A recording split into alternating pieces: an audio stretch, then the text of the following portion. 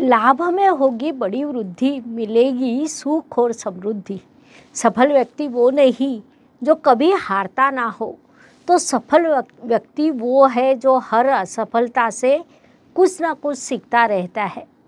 ये बात को कर्क राशि के जातकों ने इस महीने मुख्य रूप से ध्यान में लेना चाहिए। आपकी राशि अत्यंत संवेदनशील है।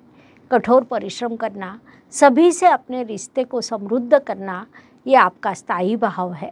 ये महीना आपके लिए अत्यंत महत्वपूर्ण रहने वाला है, क्योंकि आपके भाग्येश लाभ स्थान में आए हैं और कर्मेश द्वारा कर्म स्थान में रोचक राजयोग बना है।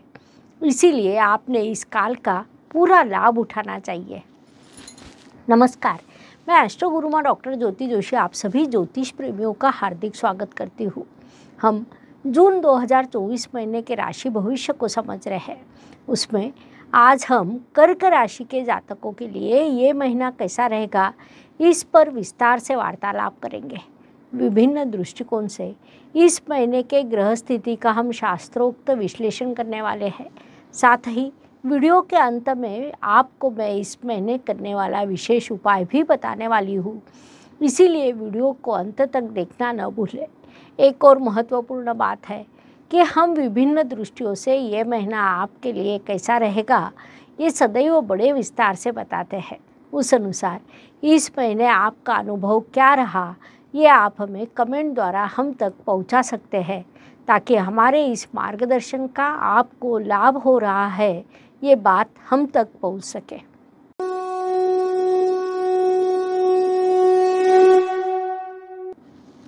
व्यक्तित्व की दृष्टि से जब हम विचार करें तो राशि स्वामी पंचमेश भाग्येश की स्थिति महत्वपूर्ण होती है। उनके एक दूसरे से होने वाले योग महत्वपूर्ण होते हैं। इन सभी दृष्टियों से विचार करें तो कर्क जातकों के लिए ये महीना बड़ी सफलता का कहा जा सकता है। सफलता प्राप्त करते समय उसमें बाधाएं अवश्य निर्माण होगी, क्योंकि अष्टम स्थान से आपके लिए शनिदेव की ढैया शुरू है। लेकिन अन्य ग्रह आपको सकारात्मक प्रगति की ओर लेकर जाने वाले हैं। स्वाभाविक रूप से इन सभी का आपके व्यक्तित्व पर सकारात्मक प्रभाव होगा। आपका व्यक्तित्व अधिक समृद्ध एवं प्रगल्भ होगा। आपने इस काल का सदुपयोग करना चाहिए। धन परिवार वाणी की दृष्टि से विचार करें तो कर्क जातकों के लिए इस महीने का 15वाड़ा लाभ का तो दूसरा पखवाड़ा खर्च का रहने वाला है। धन वृद्धि के योग निर्माण होंगे। परिवार में शुभ कार्यक्रम का आयोजन होना, वाणी अधिक ज्ञानपूर्ण होना, अर्थात आप जब बोलते हैं तो आपके शब्दों को वजन प्राप्त होता है। इस दृष्टि से भी ये काल आप सकारात्मक कहा जा सकता है। इस काल का पूरा उपयोग करें। पराक्रम एवं परिश्रम की दृष्टि से विचार करें तो कर्क जातक इस महीने हर रोज परिश्रम करेंगे। रोज आपकी मनस्थिति परिश्रम को नाकारने की रहेगी। कोई भी काम ना करे ऐसी इच्छा आपके मन में निर्माण होगी।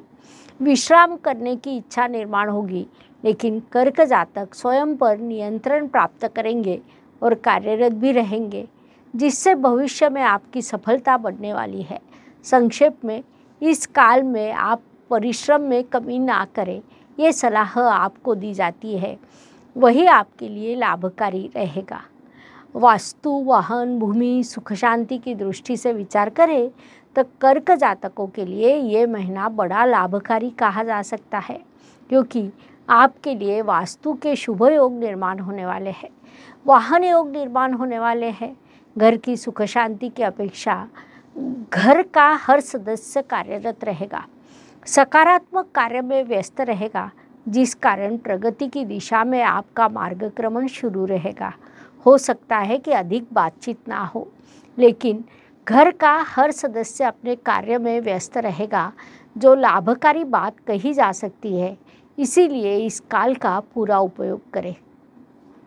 शिक्षा, संतति, प्रणय की दृष्टि से विचार करें तो कर्क जातक मैकेनिकल, टेक्निकल क्षेत्र में पढ़ाई कर रहे हैं, उनके लिए ये महीना अत्यंत शुभ कहा जा सकता है। इंजीनियरिंग के विद्यार्थियों के लिए सफलता का और नए संशोधन के लिए ये काल सफलता का काल है। अकाउंटेंसी या सीए क्षेत्र के विद्यार्थियों को थोड़ा अधिक अध्ययन करना पड़ेगा, लेकिन ये काल सफलता का है। उसका आपने सदुपयोग करना चाहिए। इष्ट देव आपको आशीर्वाद देने वाले हैं। विवाह इच्छुक वधूवरों के लिए विवाह जोड़ने के योग निर्माण होने वाले हैं, इसीलिए उस दृष्टि से प्रयास करें। स्वास्थ्य, कर्ज, प्रतिस्पर्धी, शत्रुओं की दृष्टि से विचार करें तो कर्क जातकों के लिए ये काल सकारात्मक कहा जा सकता है। अर्थात काल सकारात्मक है, इसीलिए अपनी दिनचर्या को बिगाड़ना कभी भी उचित कहा नहीं जा सकता। गुरु परिवर्तन के पहले दिन हमने ब्रह्म मुहूर्त पर उठने का महत्व ये वीडियो इसी चैनल पर अपलोड किया है। गुरुदेव आपके भाग्यश है, इसलिए कुछ अच्छी आदतें आप लगा लें, जैसे ब्रह्म मुहूर्त पर उठना, योग प्राणायाम करना। इससे आपका स्वास्थ्य सदा अच्छा रहेगा। इस बात को मुख्य रूप से ध्यान में लें। जिन्हें कर्जे की आवश्यकता है उन्हें वह प्राप्त होगा। शत्रुओं पर आप विजय प्राप्त करने वाले हैं। संक्षेप में ये काल आपके लिए सकारात्मक कहा जा सकता है, उसका पूरा उपयोग करें। नौकरी एवं व्यवसाय की दृष्टि से विचार करें तो नौकरी करने वाले कर्क जातकों के लिए लाभ का, समृद्धि का काल शुरू होने वाला है, ऐसा हम कह सकते हैं। तो व्यावसायिक जातकों को संघर्ष अभी समाप्त नहीं हुआ।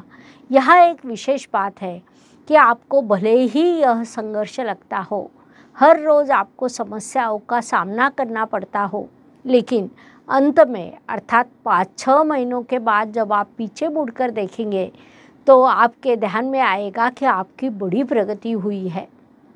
भाग्य एवं शुभ संकेत की दृष्टि से विचार करें तो कर्क जातकों के लिए ये महीना कई शुभ संकेतों से परिपूर्ण भरा है।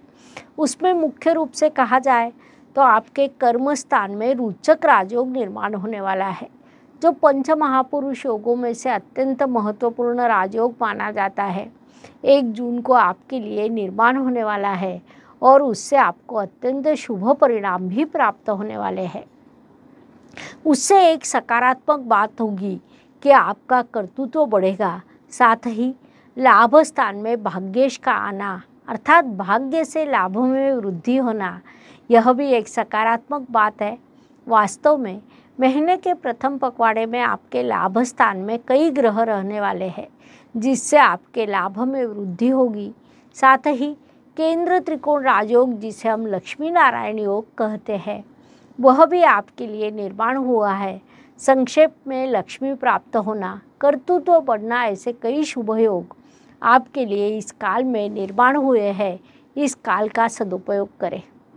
कर्म की दृष्टि से विचार करें तो कर्क जातकों के लिए ये महीना बड़ा लाभकारी कहा जा सकता है, क्योंकि जैसा मैंने अभी कहा कि आपके कर्म स्थान में रोचक राजयोग निर्माण हुआ है।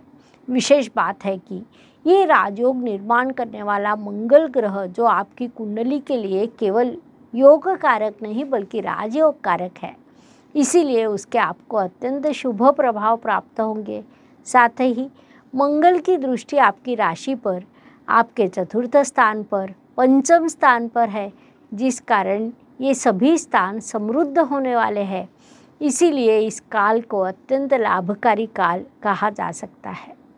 लाभ की दृष्टि से विचार करें तो कर्क जातकों के लिए इस दृष्टि से भी काल बड़ा लाभकारी कहा जा सकता है, क्योंकि भाग्य अधिपति लाभ स्थान में, लाभेश लाभ स्थान में विराजमान है, जो अत्यंत शुभ स्थिति कही जा सकती है। इसके शुभ परिणाम प्राप्त होंगे। इसके अलावा पहले पखवाड़े में धनेश भी लाभ स्थान में है, इसीलिए पहला पखवाड़ा विशेष लाभ का तो दूसरा पखवाड़ा सामान्य लाभ का, खर्च का कहा जा सकता है। इस बात को ध्यान में लेकर योजना बनाइए ताकि अधिक से अधिक लाभ प्राप्त हो सके। व्यय एवं परदेश गमन की दृष्टि से विचार करें तो कर्क जातक इस महीने के दूसरे पखवाड़े में बड़ा खर्च करने वाले हैं, बड़ी यात्रा करने वाले हैं, पारिवारिक जिम्मेदारियों को पूरा करने के लिए खर्च करने वाले हैं, नया कार्य करने के लिए भी खर्च करने वाले हैं। यह सभी खर्च आवश्यक होता है, इसीलिए आप उसे अवश्य करें, ये सलाह दी जाती है। हर दिन हर किसी के लिए समान नहीं होता। जीवन सुख दुख और उतार चढ़ाव से भरा होता है। उस अनुसार महीने के कुछ दिन सभी के लिए शुभ होते हैं तो कुछ दिन अशुभ, तनाव तथा संघर्ष से भरे होते हैं। इस अवधि में हम कैसा व्यवहार करते हैं, इससे हमारी सफलता निर्धारित होती है। उस दृष्टि से कर्क जातकों के लिए 11, 21 और 29 ये दिन शुभ रहेंगे।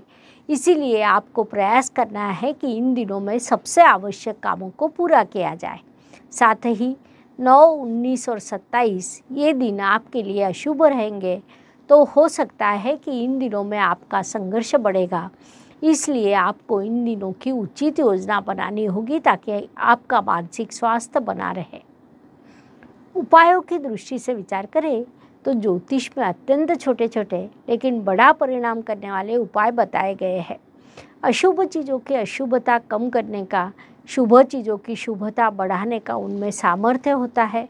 उस अनुसार जून महीने के उपायों का विचार करें तो कर्क राशि के लिए पलाश के वृक्ष की पूजा करने का उपाय सूचित किया जाता है। आपकी कुंडली में चंद्रमा दोष हो तो आपने पलाश के वृक्ष की पूजा अवश्य करनी चाहिए। साथ ही महादेव को हर रोज़ जल अर्पण करें, जिससे आपकी बाधाएं धीरे धीरे कम होगी। इसीलिए आपने ये उपाय अवश्य करना चाहिए, उसके आपको शुभ परिणाम प्राप्त होंगे। इस प्रकार मेष से लेकर मीन तक हर राशि के लिए जून 2024 कैसा रहेगा, यह समझाने के लिए इतनी जानकारी पर्याप्त है। हम यही रुकते हैं। अगले भाग में अगली राशि के लिए यह महीना कैसा रहेगा, यह समझने के लिए पुनश्च मिलेंगे। ये वीडियो अच्छा लगा हो तो लाइक एवं सब्सक्राइब अवश्य करें। कमेंट बॉक्स में हर हर ज्योतिष, घर घर ज्योतिष लिखना ना भूलें। धन्यवाद। शुभम भवतु। जय ज्योतिष। ज्योतिष का अध्ययन तथा शास्त्र की शास्त्रीय तरीके से पढ़ाई करने के लिए मेरी 2 किताबें प्रकाशित हो चुकी है, उनका अवश्य लाभ लीजिए। Please like, share and subscribe the channel. और हाँ, बेल आइकॉन दबाना ना भूलें। धन्यवाद।